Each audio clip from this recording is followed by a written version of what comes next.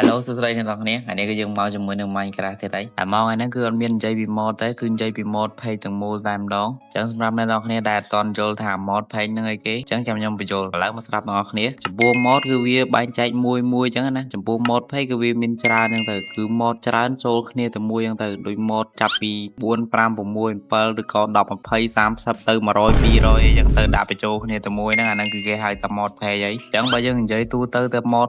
គឺវាមានតែមួយទេខុសពី mod page គឺ mod page គឺវាមាន mod ច្រើនបដុំបញ្ចូលគ្នាជួនកាលអាចមាន mod ច្រើនបដុំបញ្ចូលគ្នាហើយមាន time shader មាន time resource page អីចឹងទៅអញ្ចឹងខ្ញុំគិតថាប្រហែលជាយល់ហើយអូខេបើអត់យល់ទេខ្ញុំអត់ដឹងថាម៉េចទេទៅ search មើលខ្លួនឯងតាមទៅអញ្ចឹងជាមួយនឹង mod page ដែលខ្ញុំលេងហ្នឹងគឺវានៅក្នុង version 1.21.11អញ្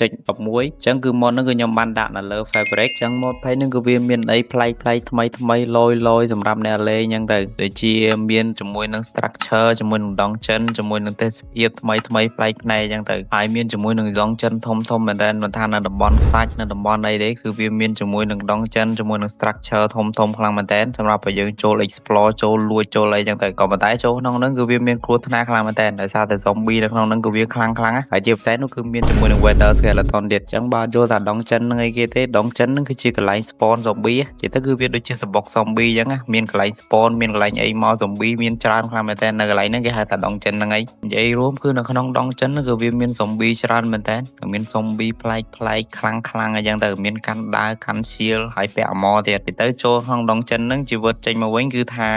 និយាយទៅវាបាក់រស់ចឹងគឺថា zombie នៅក្នុង Minecraft ធម្មតារបស់យើងគឺវាអត់មានកាន់ដាវទេគឺវាអាចកាន់ដែរអាចកាន់ដូចជាប៉ែកាន់អីចឹងអត់មានកាន់ដាវខ្លាំងចឹងទេក៏ប៉ុន្តែ zombie នៅក្នុង dungeon នេះពាក់ armor diamond អីជួនកាលកាន់ដាវ diamond ទៀតចឹងជាមួយនឹង dungeon ហ្នឹងគឺវាមានលក្ខណៈធំទូលាយដែលយើងដើរ explore ហ្នឹងគឺចំណាយពេលយូរខ្លាំងមែនតើហើយវាក៏មានរបស់ល្អសម្រាប់ឲ្យយើងលួចដែរគឺវាមិនមែនអត់ប្រយោជន៍យើងចូលអត់ប្រយោជន៍ទៅវាយ zombie អីអត់ប្រយោជន៍ចឹងទេអញ្ចឹងក្រៅពីនៅ overworld នៅក្នុង nether ក៏វាមាន dungeon ដែរគឺមាន dungeon structure របស់ពួកអាជ្រូកតែហៅពួកអាភិកលេងហ្នឹងឯងក្រៅពីមាន dungeon របស់ពួកអាជ្រូកហ្នឹងក៏មាន structure ធំប្លែកនៅក្នុង nether ដែរចឹងគឺចូលទៅគឺអត់ខ្វះអីដើរ explore ទេក៏ប៉ុន្តែគឺវាភ្ជាប់មកជាមួយនឹងគ្រោះថ្នាក់ដូចគ្នាតែដើមស្រួលហ្នឹងគឺគ្មានជីវិតចេញពី nether ទៅវិញទេចឹងក្រៅពីមាន dungeon ជាមួយនឹង structure ធំប្លែក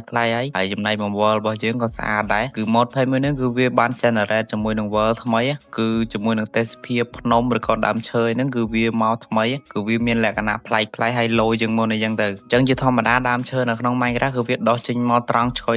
គឺវាអត់មានម៉ែកមានអីច្រើនញ៉ៃបែកទៅឆ្វេងបែកទៅស្ដាំទេក៏ប៉ុន្តែនៅក្នុង mod page នេះគឺវាមានម៉ែកច្រើនណាគឺវាមានបែកទៅឆ្វេងបែកទៅស្ដាំអីចឹងទៅវាធ្វើហ្នឹងឲ្យលក្ខណៈដូចដើមឈើមែនតើណាចឹងវាធ្វើឲ្យទេសភាព Minecraft របស់យើងគឺវាមានលក្ខណៈប្លែកភ្នែកខុសពី Minecraft ធម្មតាចឹងគឺវាមើលទៅវាស្អាតម្យ៉ាងដែរក៏ប៉ុន្តែសូមបញ្ជាក់តិចគឺថា mod មួយនេះគឺវារៀង C frame តិចចឹងគឺដាក់ទៅវារៀងធ្លាក់ frame តិចអីចឹងធ្លាក់ frame ហ្នឹងគឺអត់មានសំដៅអីច្រើនទេគឺសំដៅទៅលើ lag ឬក៏ slow ឬក៏តាក់អីហ្នឹងហើយបើសិនជាធ្ងន់ធ្ងរអាចនឹងគាំងអាចនឹងឆេះ computer អញ្ចឹងទៅក៏ប៉ុន្តែតាមទៅគឺយើងមិនដល់ថ្នាក់ហ្នឹងទេកុំឲ្យតែយើងដាក់ជាមួយនឹង resource page ដាក់ជាមួយនឹង shader ធ្ងន់អីចឹងទៅអាហ្នឹងគឺថាមត្រូវដែរអញ្ចឹងនៅ overworld របស់យើងគឺវាមានភាពស្រស់ស្អាតជាងមុនណាដូចជា biome ដូចជាអីគឺវាមានលក្ខណៈប្លែកspawn មកនិយាយទៅមានលក្ខណៈ low ជាងមុនណាដូចជាតំបន់ផ្សេងដូចជាតំបន់សវណ្ណាតំបន់ឈើស្ព្រុះនិងតំបន់ធម្មតាហ្នឹងគឺវាមានលក្ខណៈ low ហើយ spawn មកប្លែកមើលទៅស្អាតប្លែកភ្នែកខ្លាំងមែនតើអញ្ចឹងក្រៅពី dungeon គឺមានជាមួយនឹង structure ធំប្លែកច្រើនមែនតើនៅក្នុងព្រៃក្នុងអីហ្នឹងទៅហើយអញ្ចឹងនៅតំបន់តកក៏វា low ដែរគឺវា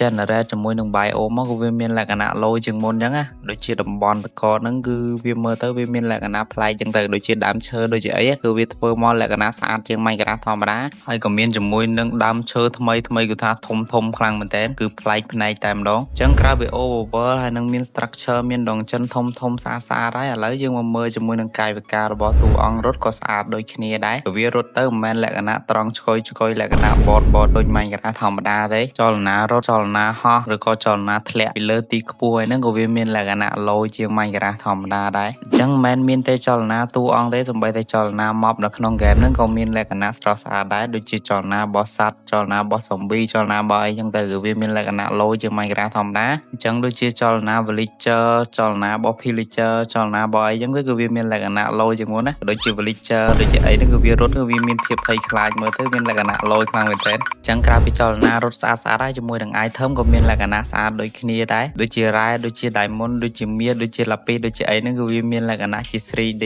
ដែលយើងធ្លាប់តែលេង Minecraft ធម្មតាគឺយើងមើលទៅរបៀបស្ប៉ែតអញ្ចឹងនៅក្នុងនេះគឺវាមានលក្ខណៈជា 3D អញ្ចឹងដែលយើងលេងទៅគឺវាមានលក្ខណៈប្លែកភ្នែកមែនតើក្រៅពី item មានលក្ខណៈ 3D ហើយជាមួយនឹងចលនាគប់ដូចជាគប់ដុំព្រើលឬក៏គប់ poison គប់អីហ្នឹងគឺវាមានចលនាយាដៃយាអីគប់អញ្ចឹងទៅមើលទៅដូចមែនតើអញ្ចឹងដូច Minecraft របស់យើងទេគឺវាគប់លក្ខណៈទៅឆ្កុយតែម្ដងហើយជាមួយនឹងកធុងទឹកក៏ដូចគ្នាដែរចេះទៅកធុងទឹកគឺមានលក្ខណៈស្អាតមែនតើជាពិសេសគឺកធុងទឹកមានជាមួយនឹងអាសត្វអីគេឈូតនេះហើយជាមួយនឹងកាយវិការលើកផឹកទឹកឬក៏ផឹក poison អីក៏វាមានលក្ខណៈ low ជាងមុនដែរគឺវាមានដៃលើកមកដាក់ចូលក្នុងមាត់ដូច Minecraft ធម្មតាយើងទេ Minecraft ធម្មតាយើងគឺដៃលើកអត់ផុតពីខ្លួនទេក៏ប៉ុន្តែគឺ poison ចូលដល់ក្នុងមាត់បាត់ហើយខ្ញុំមិនដឹងថាម៉េចដែរហើយចំពោះម្ហូបក៏ដូចគ្នាដែរគឺម្ហូបគឺវាមានលក្ខណៈជា 3D ដូចនំប៉័ងអីទៅវាមានលក្ខណៈមូលទៅមើលទៅដូចនំប៉័ងហ្នឹងមិនមែនស្ប៉ែតដូចក្នុង Minecraft ធម្មតាទេហើយដល់ពេលដែលយើងហូបគឺវាចេះអស់គឺមិនហូបទៅដល់ពេលអស់ម្ដងទាំងអស់ណាគឺវាហូបទៅគឺវាហូបអស់ម្ដងតិចអីចឹងទៅគឺវាមានលក្ខណៈ low មែនតើ